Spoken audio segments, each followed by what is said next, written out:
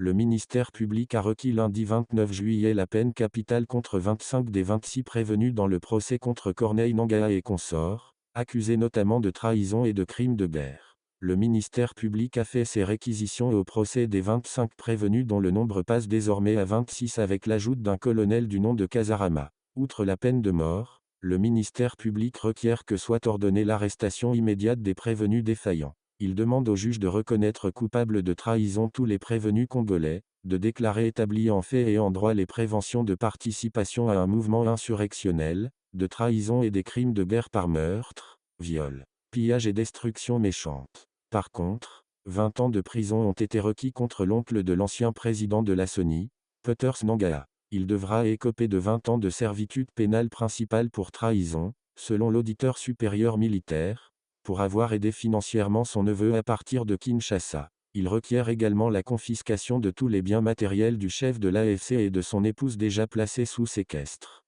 La partie civile se joignant à l'action du ministère public a exigé, le même lundi, une amende équivalent à $1 milliard américains en monnaie nationale, pour les préjudices subis par les Congolais. Les parties civiles. La République estime que des écoles et hôpitaux ont été détruits, des populations paupérisées et l'image de la RDC a été écornée par la guerre de l'Est à cause de Corneille Nangaa et le M23. Face à ces réquisitoires, les avocats de la défense ont sollicité un délai de 5 jours pour mieux préparer leurs moyens de défense. La Cour ne leur a accordé que 24 heures. L'affaire a été prise en délibéré pour ces deux prestations, en attendant les plaidoiries de la défense le mardi 30 juillet. 5 prévenus ont comparu, alors que les autres sont en fuite, selon l'acte d'accusation lu par le président de la Cour militaire.